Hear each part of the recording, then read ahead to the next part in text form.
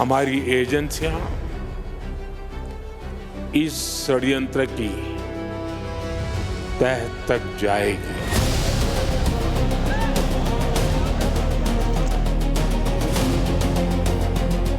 इसके पीछे के षड्यंत्रकारियों को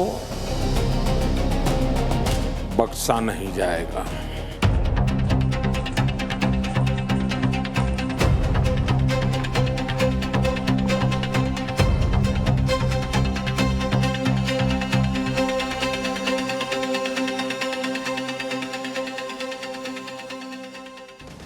पीएम मोदी साफ कह चुके हैं कि अगली बार अगर पाकिस्तान ने हिमाकत की तो बड़ा हमला झेलना होगा। और शायद यही वजह है कि अब आतंकी संगठन दूसरे रूट से भारत में आतंकी साजिश की प्लानिंग कर रहे हैं। भारत के खिलाफ लश्कर की बड़ी साजिश का खुलासा हुआ है। बांग्लादेश के रास्ते भारत पर आतंकी हमले की साजिश का खुलासा हुआ है। लश्कर के आतंकवादियों को बांग्लादेश में ट्रेनिंग दी जा रही है, यह कहा जा रहा है। लश्कर तैयबा के कमांडर सैफुल्ला सैफ का एक वीडियो भी वायरल है जिसमें वो यह दावा कर रहा है कि हाफिज सईद बांग्लादेश के रास्ते भारत पर हमले की तैयारी कर रहा है। यह वीडियो 30 अक्टूबर को पाकिस्तान के खैरपुर तमीवाली में हुई रैली का बताया जा रहा है। एक बार लश्कर के कमांडर सैफुल्ला को सुनिए। यही पुलवामा के पीछे भी जो है ये पीछे था, तो पहलगाम आतंकी हमले के पीछे भी यही था। और अब वो कह रहा है कि बांग्लादेश के जरिए जो है वो भारत पर अटैक होगा। हाफिज सईद और उसके आतंकियों को लग रहा है कि वो बांग्लादेश के रास्ते भारत में चोट पहुंचा देंगे। लेकिन आप देखिए कि बांग्लादेश सीमा पर तो भारत की ऐसी तैयारी है कि बांग्लादेश खुद तनाव में है। भारतीय वायुसेना जल्दी ही चीन, भूटान, म्यांमार और बांग्लादेश से लगी सीमा पर अपनी ताकत दिखाने वाली है। पूर्वोत्तर में वायुसेना का युद्धाभ्यास शुरू होने वाला है जिसमें राफेल, तेजस गरजने वाले हैं। भारतीय वायुसेना ने 13 से 20 नवंबर तक पूर्वोत्तर में एक बड़े सैन्य अभ्यास के लिए नोटाम भी जारी कर दिया है। यानी एक तरफ भारतीय सेना पाकिस्तान बॉर्डर पर युद्धाभ्यास कर रही है, दूसरी तरफ चीन बांग्लादेश बॉर्डर पर भी मामला टाइट है। मतलब कुछ भी गड़बड़ की तो बहुत मारेंगे वाला हिसाब। दिल्ली ब्लास्ट के बाद एक बार दुनिया को भारत और पाकिस्तान में तनाव बढ़ने का डर सता रहा है। सबको पता है कि भारत छोड़ेगा नहीं। अलग अलग देश अंदाजा लगा रहे हैं कि कहीं भारत पाकिस्तान पर फिर जो है वो अटैक ना कर दे। जैसे यूके ने भारत में मौजूद अपने नागरिकों के लिए जो एडवाइजरी जारी की है उसमें साफ तौर पर कहा है कि भारत पाकिस्तान सीमा के 10 किलोमीटर के दायरे में यात्रा ही मत करो। जम्मू कश्मीर और मणिपुर की यात्रा नहीं करने की भी एडवाइजरी जारी की गई है। तो ये सारी चीजें घटनाक्रम बता रही हैं कि पाकिस्तान पैनिक मोड में है। नरेंद्र मोदी ने क्लियर कर दिया है कि मारेंगे, लेकिन पाकिस्तान को मारना है तो सबूत लगेंगे। और वो सबूत क्या है, जांच में क्या खुलासा हुआ, अगला चैप्टर देखिए। दिल्ली धमाकों के लिए इतना विस्फोटक कहां से आया, सबसे बड़े खुलासे का चैप्टर। दिल्ली धमाके की जांच की एक एक डिटेल और वो ग्राउंड रिपोर्ट जो आपको पूरा सच बताएगी, अब वो आपके सामने लेकर आ रहा हूं। दिल्ली धमाके की जांच जैसे जैसे आगे बढ़ रही है, दिमाग के तार हिला देने वाली बातें सामने आ रही हैं। नए सबूत, नए वीडियो सबको हैरान कर रहे हैं। इस केस की जांच में सबसे बड़ी कामयाबी तब मिली जब उस i20 कार का वीडियो मिल गया जिस कार में विस्फोटक था। ये वो कार है और ये वो शख्स। आप देखिए कि सीसीटीवी फुटेज में i20 कार दोपहर 3:19 पर लाल किले की पार्किंग में एंट्री करती हुई दिखाई दे रही है। धमाके वाली कार जब पार्किंग में जा रही है तो उसमें कुछ लोग भी बैठे दिख रहे हैं। इस तस्वीर में तो साफ नहीं हो पाया कि कार में कौन था। इसके बाद पार्किंग से कार के एग्जिट होने का भी वीडियो मिला। यह कार शाम 6:23 पर वहां से निकलती है। उस वक्त ड्राइवर ने जब पैसे देने के लिए हाथ बाहर निकाला तो उसका चेहरा नजर आता है। जो आदमी इस कार को चला रहा था उसका नाम डॉक्टर उमर बताया गया है और उस वक्त उस कार में और कोई नहीं दिख रहा है। कार के ड्राइवर की शक्ल इससे मेल खाती दिख रही है। यह तस्वीरें आप देखिए। कार सवार जिसकी मौत हुई उसका डीएनए टेस्ट पुलिस करवाने जा रही है, जिसके बाद पुष्टि होगी कि कार में डॉक्टर उमर ही सवार था या नहीं था। यह कार धमाके से पहले कई और इलाके में दिखी थी। दिल्ली पुलिस के मुताबिक, ये देखिए इसमें कोई नहीं बैठा हुआ है, सिर्फ ड्राइवर दिख रहा है। दिल्ली पुलिस के मुताबिक जांच टीमों को यह कार दरियागंज, लाल किला क्षेत्र, कश्मीरी गेट और सुनहरी मस्जिद इलाके में भी दिखाई दी थी। लाल किले में जहां आतंकियों ने धमाके से पहले इस कार को पार्क किया था, वहां से हमारे सहयोगी की एक रिपोर्ट देखिए, फिर आपको बताता हूं कि किस तरह से यह कार जो है वो धमाके के एरिया तक पहुंची। सबसे पहली बात जो ये निकल के सामने आ रही है वो ये पता चला है कि इसी सुनहरी मस्जिद पार्किंग के पास जो गाड़ी है वो 3 घंटे तक खड़ी थी। जो पार्किंग आप देख रहे हैं यहीं पे वो जो गाड़ी है वो 3 घंटे तक खड़ी थी और यहीं से जो गाड़ी है वो फिर यहां से निकली थी और उसके बाद जो ब्लास्ट वाला स्पॉट है वहां तक पहुंची थी। जो सीसीटीवी का जो फुटेज है, जो फोटो है, उसमें साफ तौर पे अगर टाइमिंग आप देखेंगे तो उसमें पहले एंट्री करते हुए जो गाड़ी है वो इसी पार्किंग लॉट की बताई जा रही है और उसके बाद यहीं से जो गाड़ी है वो यहां से एग्जिट करती है। अब देखिए यहां पर जो एनएसजी की टीम है वो भी यहां पर पहुंची हुई है। एनएसजी की जो टीम है वो आपको यहां पर नजर आएगी। एनएसजी की टीम यहां पर अब पार्किंग लॉट में जाते हुए आपको यहां पर नजर आएगी। एनएसजी की टीम पूरे इक्विपमेंट्स के साथ, ये देखिए यहां पर जो तमाम जो साजो सामान है एनएसजी जो साथ में लेकर चलती है, चाहे जांच करने की बात करें या फिर जो टेस्ट करती है एनएसजी। I-20 गाड़ी का जो डॉक्टर उमर नाम का संदिग्ध चला रहा था उसके बारे में जो डिटेल सामने आई है वो भी आपको बताऊंगा। और ऐसे कई डॉक्टर हैं जिनकी धरपकड़ दिल्ली ब्लास्ट केस में हुई है। लेकिन पहले आप ये देखिए कि जिस I-20 गाड़ी में ब्लास्ट हुआ उसने 10 नवंबर को कैसे 11 घंटे का सफर पूरा किया।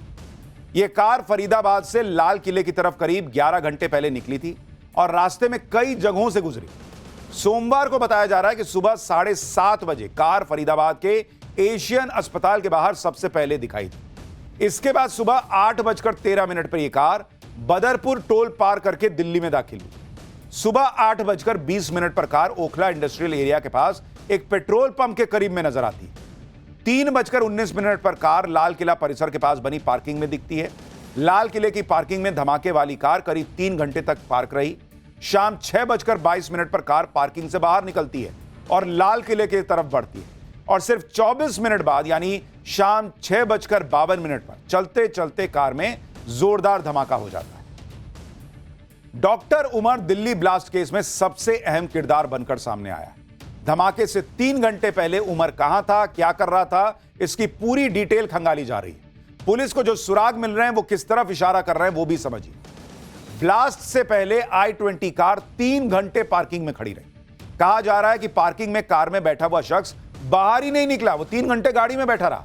सीसीटीवी फुटेज में भी मास्क वाला शख्स कार चलाता दिख रहा है। एजेंसियां जांच कर रही हैं कि क्या किसी से वो निर्देश ले रहा था या आतंकी उमर किसी के निर्देश का इंतजार कर रहा था। भाई गाड़ी में 3 घंटे बैठ के क्या कर रहा था? मरने की प्लानिंग तो नहीं कर रहा होगा। कहा जा रहा है कि क्या वो हैंडलर्स का इंतजार कर रहा था कि वो अगला आदेश दें कि क्या करना है।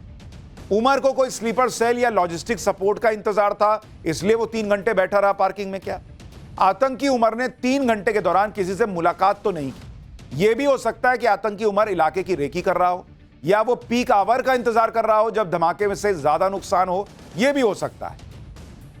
जांच एजेंसियां आसपास के इलाके का डंप डेटा निकलवा रही, जिससे यह पता लगा पाएंगी कि धमाके के समय मौके पर कितने मोबाइल नंबर सक्रिय थे और किस नंबर से किसे कॉल जा रही थी, ताकि पता चले कि डॉक्टर उमर के साथ उस वक्त वहां मौजूद कोई और शख्स कनेक्ट तो नहीं था और कोई दिशा निर्देश तो नहीं दे रहा था। आप यह भी देखिए कि इस I-20 कार का पोल्यूशन भी चेक करवाया गया था। ब्लास्ट से 11 दिन पहले 29 अक्टूबर का यह वीडियो एक पोल्यूशन कंट्रोल सेंटर का है। शाम को 4:20 पर धमाके वाली कार की पोल्यूशन की चेकिंग चल रही है। आप देखिए वीडियो में कार में सवार 3 लोग नजर आ रहे हैं। सुरक्षा एजेंसियां अब इस वीडियो की भी जांच कर रही हैं। अब उसको लगा होगा कि दिल्ली जाना है तो भैया पोल्यूशन चेक करा लो, पता चला पोल्यूशन के चक्कर में, पोल्यूशन सर्टिफिकेट के चक्कर में पकड़ा है तो सब पकड़ा जाएगा। जांच एजेंसियों की इन्वेस्टिगेशन इस एंगल से भी हो रही है कि क्या दिल्ली में हुआ धमाका फिदायीन हमला तो नहीं था। इस एंगल से जांच क्यों हो रही है वो भी आपको बताता हूं। धमाके में इस्तेमाल I-20 कार के मालिक कई बार बदल गए।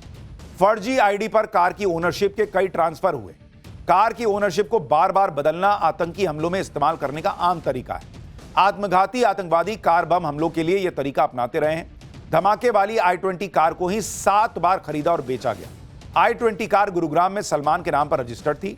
सलमान कार को ओखला के रहने वाले देवेंद्र को बेची थी उसने, और देवेंद्र ये कार आगे चलकर अंबाला के एक शख्स को बेचता है, जो बाद में पुलवामा के आमिर से होती हुई डॉक्टर मुजम्मिल तक पहुंचती है। और धमाके से 4 दिन पहले ही तारिक ने यह कार रॉयल कार जोन से खरीदी।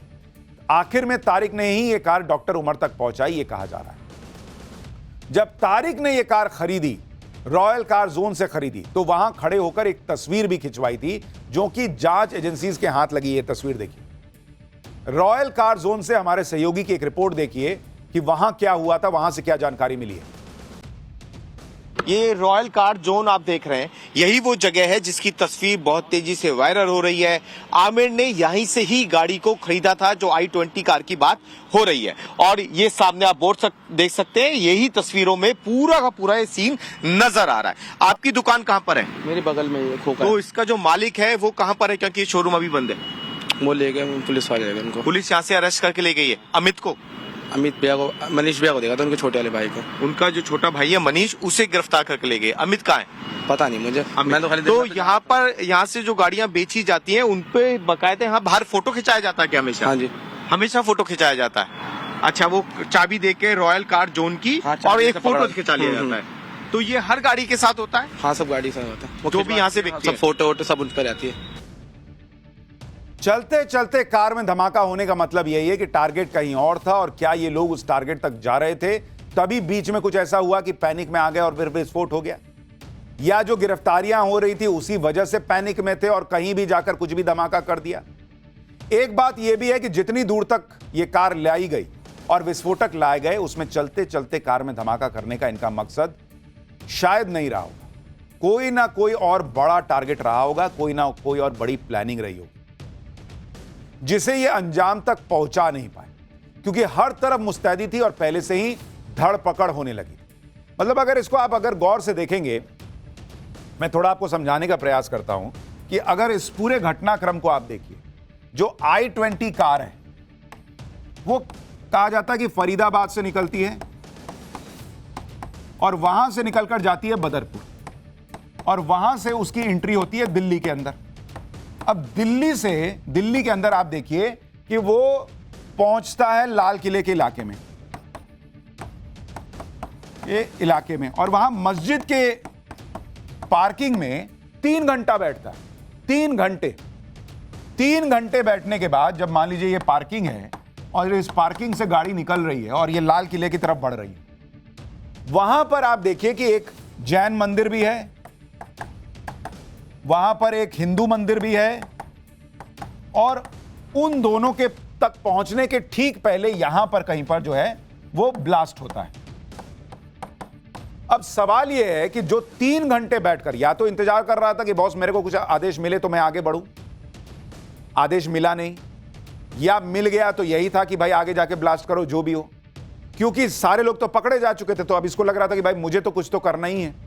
तो अगर वो ब्लास्ट करने वाला था तो इस दोनों मंदिर के पास और ज्यादा भीड़ होती है, लेकिन अगर उसने यहां पर ब्लास्ट किया है तो वही थ्योरी हो सकती है जो हम आपको कल बता रहे थे कि यहां पर पुलिस की बैरिकेडिंग होती है और पुलिस वहां पर हो सकता है मौजूद रही होगी, जिसको देख के, चूंकि भीड़ थी, ट्रैफिक था, तो उसको लगा होगा कि हम दंदना के तो निकल पाएंगे नहीं, तो पैनिक में शायद हो सकता है कि उसने ब्लास्ट कर दिया। जिस तरह से फरीदाबाद और यूपी से डॉक्टर अदील और डॉक्टर मुजम्मिल की गिरफ्तारी हो चुकी थी, 2900 किलो विस्फोटक बरामद हो चुका था और एजेंसियां डॉक्टर उमर की तलाश कर रही थी, ऐसे में एक थ्योरी यह है कि आतंकी विस्फोटक को ठिकाने लगाने की फिराक में हो सकता है और कार रास्ते में ब्लास्ट हो गई। दूसरी थ्योरी यह है कि आतंकियों को पकड़े जाने का खतरा लगा हो, ऐसे में उन्होंने विस्फोटक डिस्पोज करने के लिए धमाका कर दिया। तीसरी थ्योरी यह है कि आतंकियों ने जानबूझकर ब्लास्ट किया और भीड़ को टारगेट करके धमाका किया। तीसरी थ्योरी में ज्यादा दम लगता है, क्योंकि अगर डिस्पोज ऑफ ही करना होता तो कहीं और खोपचे में जाके, कोने में कहीं जाके कर देते, लाल किले के पास आके क्यों करते। इसलिए आखिरी थ्योरी कि लोगों को नुकसान पहुंचाया जाए वो ज्यादा दमदार लगती है। लाल किले के बाहर जब धमाका हुआ तो जबरदस्त भीड़ थी, इस दौरान कुछ लोग वीडियो बना रहे थे। ऐसे ही एक वीडियो में धमाके की लाइव तस्वीर सामने आई, यूट्यूबर के कैमरे में कैद हुए वीडियो को एक बार देखिए, जिसमें पीछे आपको वो जो धमाके की रोशनी दिख रही है, उसमें दिख रहा है कि कितना जबरदस्त धमाका जो है वो वहां पर हुआ था और कई लोग जो है वो उस धमाके के बाद भागने लगे थे। एजेंसियों को अभी कई सवालों के जवाब खोजने हैं, इसलिए इन्वेस्टिगेशन का दायरा भी बढ़ा दिया गया है। ब्लास्ट स्पॉट से फॉरेंसिक टीम ने 42 एग्जिबिट्स कलेक्ट किए, जिनकी कल से लैब में जांच शुरू होगी। इन 42 एग्जिबिट्स में i20 कार के दोनों tyre, chassis, CNG cylinder, bonnet के पार्ट्स शामिल हैं। फॉरेंसिक टीम ने इन 42 एग्जिबिट्स के स्वैब भी लिए हैं ताकि यह पता लगाया जा सके कि किस तरह के हाई एक्सप्लोजिव का इस्तेमाल किया गया। दिल्ली धमाके से जुड़ी एक और बड़ी खबर इस वक्त आ रही है सूत्रों के हवाले से कि जिस कार में ब्लास्ट हुआ उसमें 80 किलो विस्फोटक था। आतंकी डॉक्टर उमर की तस्वीर पुलिस के पास पहले से थी और कार में धमाका करने वाला आतंकी उमर पुलिस से भाग रहा था। यह बड़ी खबर आ रही है सूत्रों के हवाले से।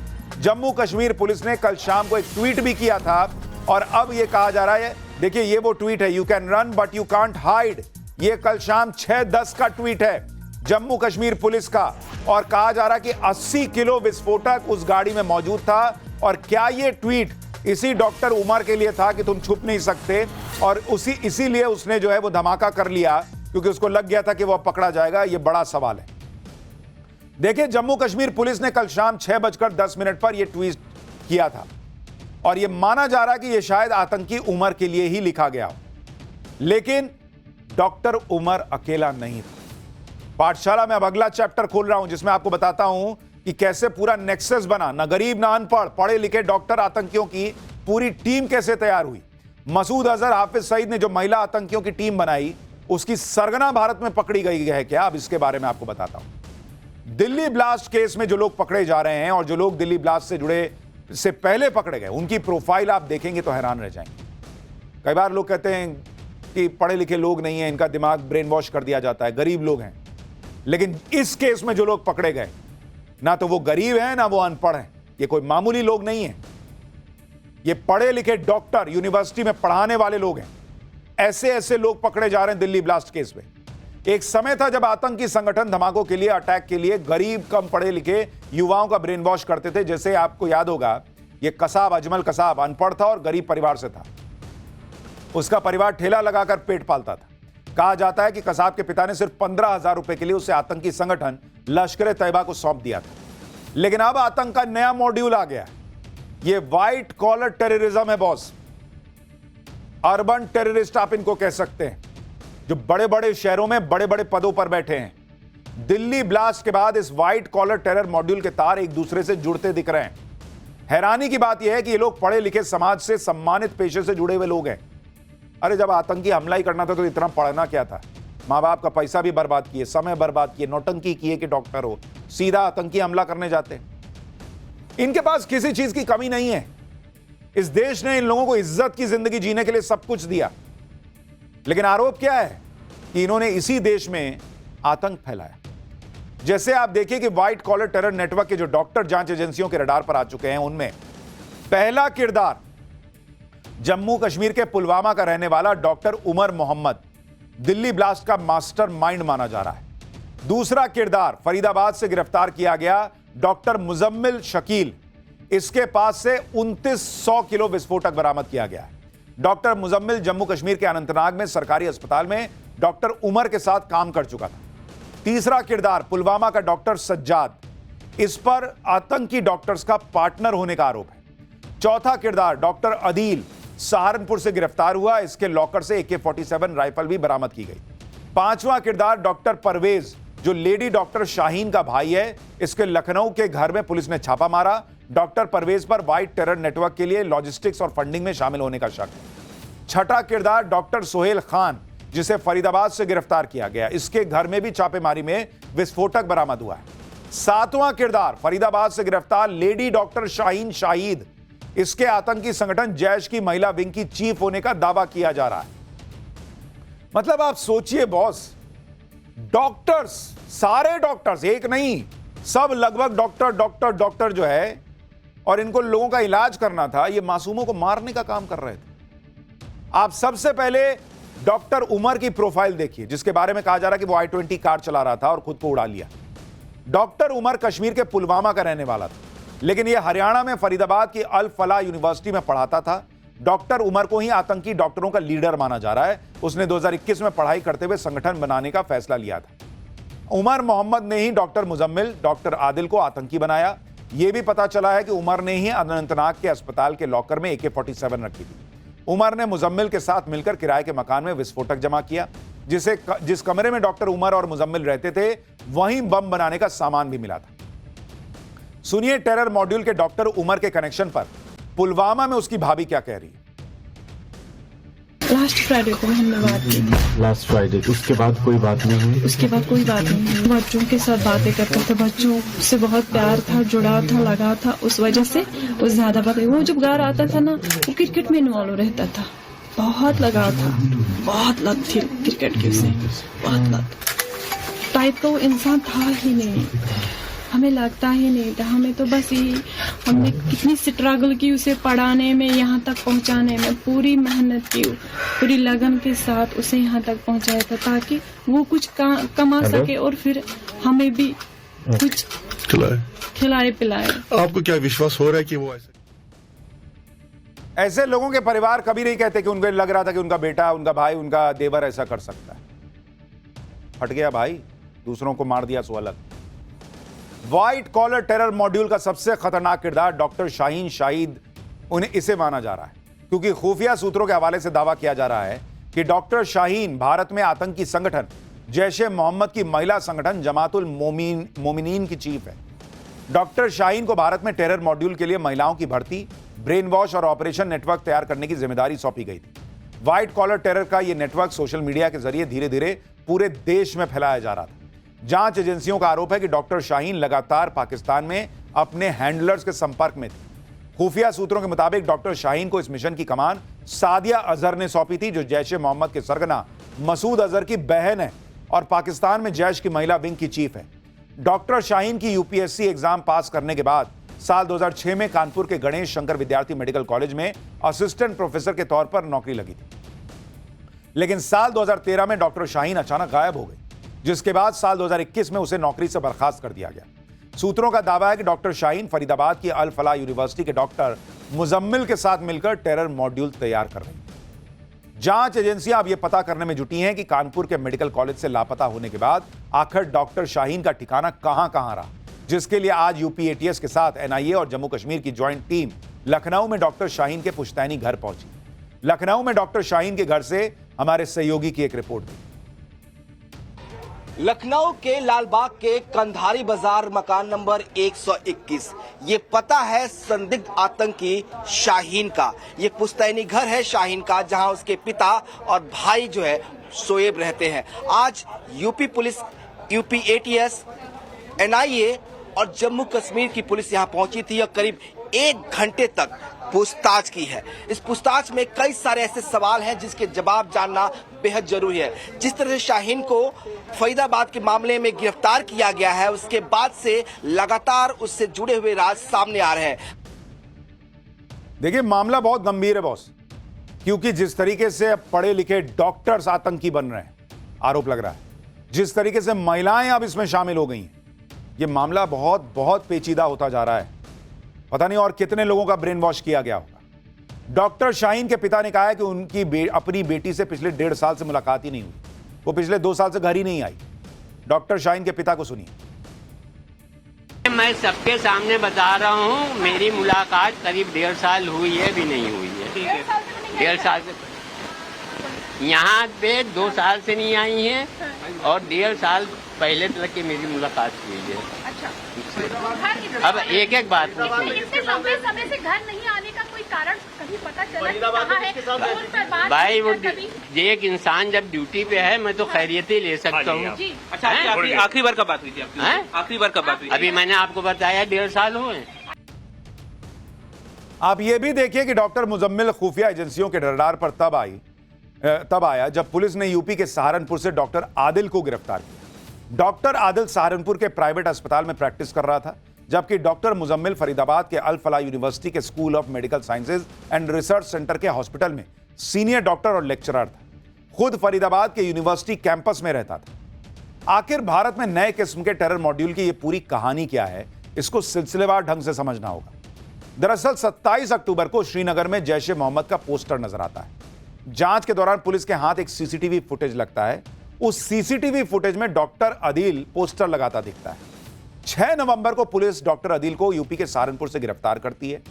8 नवंबर को पुलिस सरकारी मेडिकल कॉलेज अनंतनाग में छापा मारती है। अक्टूबर 2024 तक डॉक्टर अदील जो है वो यहीं काम करता था। डॉक्टर अदील के लॉकर से छापेमारी में AK-47 राइफल मिलती है और यहीं से सारी कहानी खुलती जाती है कि कितनी बड़ी प्लानिंग हो रही थी। दिल्ली ब्लास्ट होने के फौरन बाद ही इस पर राजनीति भी शुरू हो गई। कहा जाने लगा कि अरे ये तो इंटेलिजेंस फेलियर है, सरकार क्या कर रही है, अमित शाह को इस्तीफा देना चाहिए। दिल्ली ब्लास्ट कितनी बड़ी साजिश थी और इसे कैसे सुरक्षा एजेंसियों ने रोका, आपको इस ब्लास्ट से पहले जो जो हुआ वो समझना चाहिए। 2900 किलो अमोनियम नाइट्रेट पकड़ा गया, आईडी बनाने का सामान मिला, केमिकल, रेजेंट्स, इन्फ्लेमेबल मटेरियल मिला है जिससे अमोनियम नाइट्रेट से बम बनाया जा सके। 5 kilo metal plate, heavy metal और छर्रे मिले। 20 टाइमर मिले हैं जिससे बम को रिमोट से कंट्रोल किया जा सके। बम के इलेक्ट्रॉनिक सर्किट के लिए बैटरी मिली, एक चाइनीज स्टार पिस्टल मिली है, एक बरेटा पिस्टल मिली है, AK-56 राइफल मिली है, AK क्रिनकॉव राइफल मिली है, 4 मैगजीन गोलियां बरामद हुई। यह सारा सामान सुरक्षा एजेंसीज ने पकड़ा है। आप अंदाजा लगाइए बॉस, अगर यह न पकड़ा गया होता 2900 किलो विस्फोटक, अगर ये 20 टाइमर ना पकड़े गए होते, आप कह रहे हैं आज दिल्ली में धमाका हुआ है, ये लोग तो 20 धमाके का प्लान किए बैठे थे भाई। 20 धमाका नहीं होने दिया हमारी सुरक्षा एजेंसीज ने, यह भी ध्यान रखिए। उनका मनोबल मत तोड़िए ऐसे समय में जब वो लगी हुई हैं एक के बाद एक धमाके जो प्लान किए जा रहे हैं उनको रोकने में, टेरर मॉड्यूल को फोड़ने में। पिछले 11 साल से सुरक्षा एजेंसीज ने देश के किसी बड़े शहर में कोई बड़ा आतंकी हमला नहीं होने दिया है, यह याद रखिए बॉस आप। और वो गुजरात में केमिकल वेपन बनाकर हमले की प्लानिंग थी, सोचिए लाखों लोग मर सकते थे उससे, वो पकड़ा गया। क्या है, चूंकि वो सब हुआ नहीं तो पता नहीं चलता कि कितनी बड़ी चीजें रुक गई हैं। और अगर ये सुरक्षा एजेंसीज कामयाब न हुई होती तो वो हमले तो होते ही। उनकी कामयाबी का नतीजा है कि पैनिक में आकर ये आनंद फानंद में बिना छर्रे और बिना कुछ डाले जो है वो विस्फोटक से ब्लास्ट कर दिया, नहीं तो और जाने जाती। आप याद रखिए कि पिछले 11 साल से सुरक्षा एजेंसियों की कामयाबी है कि देश के अलग अलग हिस्सों में जो यूपीए के दौर में सायरन बजता था कि कोई लावारिस चीज दिखे तो तुरंत सतर्क हो जाए, वो चीज सुननी हमने बंद कर दी थी। आए दिन बम फूटते थे किसी मार्केट में, किसी रेलवे स्टेशन पर, पर्व त्योहार होता था तो आदमी घबरा जाता था कि क्या होगा। ये सुरक्षा एजेंसीज जो हैं उन्होंने 11 साल से इस देश के हर बड़े शहर को सुरक्षित रखा है।